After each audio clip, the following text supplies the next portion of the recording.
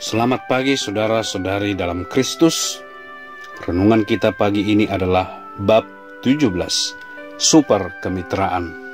Setelah membaca bab sebelumnya, saya yakin banyak yang ingin mengajukan pertanyaan-pertanyaan seperti ini.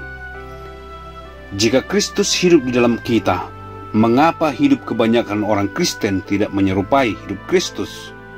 Jika Kristus hidup di dalam kita, mengapa hidup kebanyakan orang Kristen begitu lemah dan jatuh ke dalam dosa? Ini adalah pertanyaan yang logis.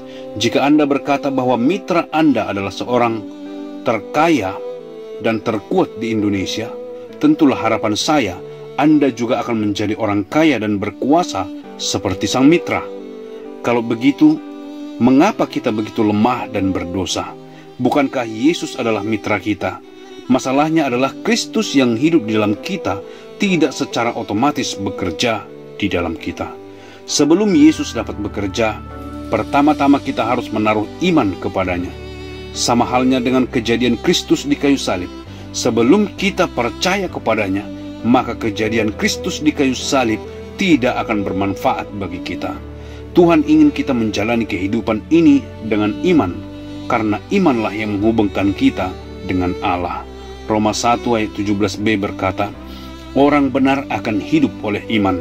Iman yang kita perlukan supaya dekat dengan Allah. Pernahkah Anda perhatikan betapa cepatnya kita melupakan Allah ketika semuanya berjalan dengan baik?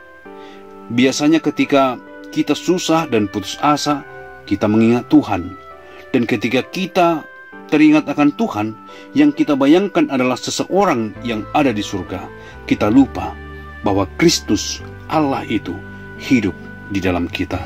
Kita melewatkannya begitu saja dan memohon pertolongan kepada Allah yang seolah-olah jauh di surga dan bukan di hati kita. Oleh karena itu perlu kita ingatkan diri kita sendiri bahwa kita memiliki hubungan dengan Allah. Hubungan yang sangat intim. Mari kita mempelajari Galatia 2 ayat 19b dengan baik. Galatia 2 ayat 19b mengatakan, Aku telah disalibkan dengan Kristus. Apakah artinya disalibkan dengan Kristus? Bagaimana kita bisa disalibkan dengan Kristus sementara Kristus sudah mati disalibkan 2000 tahun sebelum kita lahir? Meskipun kita tidak dapat secara fisik disalibkan dengan Kristus, kita dapat belajar melakukannya dalam pikiran kita. Sejak kita menerima Yesus sebagai juru selamat, Yesus datang ke dalam hati kita.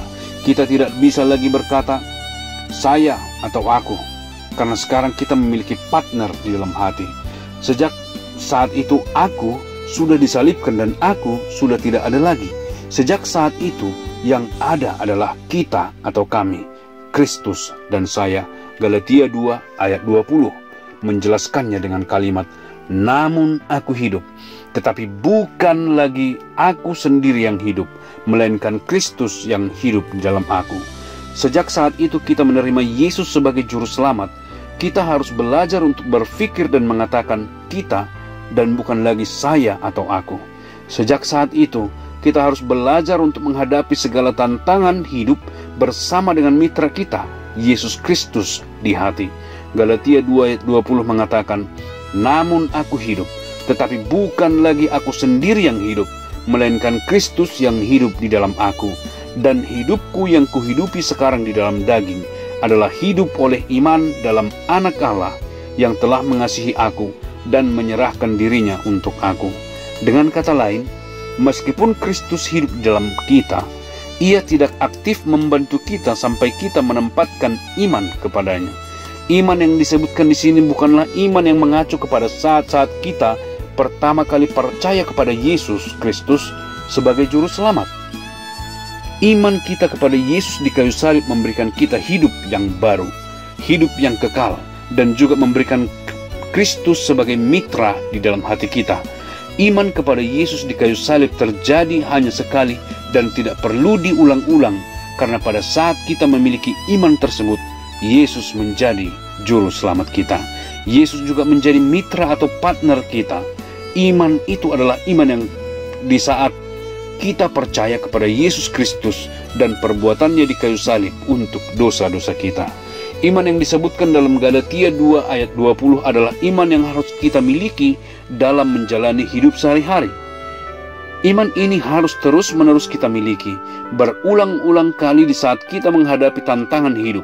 Iman ini adalah iman di dalam Kristus yang hidup di dalam hati kita. Sebagai contoh, jika Anda ketika membaca Alkitab kurang pengertian, maka Anda harus segera meminta pengertian itu dari mitra kita. Tuhan Yesus, saya kurang mengerti, tapi Engkau dapat memahami segalanya. Tolong beri saya pemahaman-Mu, supaya saya mengerti ayat yang sedang saya baca ini. Terima kasih Tuhan Yesus. Jika Anda kekurangan hikmat untuk membuat satu keputusan, datanglah kepada mitra Anda. Ya Allah Roh Kudus, saya tidak memiliki hikmat untuk membuat keputusan yang tepat. Engkau adalah yang maha bijaksana. Tolong berikanlah saya kebijaksanaan-Mu sekarang, karena saya akan membuat keputusan ini. Terima kasih. Jika Anda jatuh ke dalam pencobaan, datanglah kepada mitra Anda untuk pertolongan. Tuhan, saya jatuh ke dalam pencobaan dan saya tidak ada kekuatan untuk menahan godaan ini. Tolonglah saya dan berilah kesucian dan kekuatan kepada saya. Terima kasih. Jika Anda kurang sabar ketika berhadapan dengan orang atau situasi atau keadaan, datanglah kepada mitra Anda. Yesus, saya kurang sabar, tetapi Engkau memiliki semua kesabaran. Tolong berikanlah saya kesabaran. Terima kasih. Jika Anda tidak memiliki keberanian untuk memberitakan Injil kepada orang lain, mintalah keberanian. Jika Anda tidak memiliki kalimat untuk berkata-kata, mintalah agar sang mitra memberikan kata-kata. Dia adalah partner yang setia dan tidak akan pernah mengecewakan kita jika kita percaya kepadanya. Kebanyakan orang Kristen hanya tahu beriman kepada Yesus di kayu salib supaya beroleh hidup yang kekal. Tetapi sedikit sekali orang Kristen yang hidup beriman dalam Yesus yang ada di dalam hati mereka untuk beroleh kehidupan yang kudus dan yang berkemenangan setiap hari. Banyak orang Kristen yang hanya percaya kepada Yesus untuk membayar dosa-dosa mereka di kayu salib, tetapi sedikit sekali yang percaya kepada Yesus untuk membantu mereka mengatasi dosa-dosa dalam menjalani kehidupan sehari-hari. Apakah Anda hidup seorang diri dalam kekalahan? Seharusnya Anda ada dalam hidup yang berkemenangan bersama Yesus. Ketika kita percaya dan menerima Yesus sebagai Tuhan dan Juru Selamat, pada saat yang sama kita memiliki partner Yesus sebagai mitra hidup kita. Terima kasih saudara-saudaraku sudah mendengarkan. Sampai bertemu esok hari. Tuhan memberkati.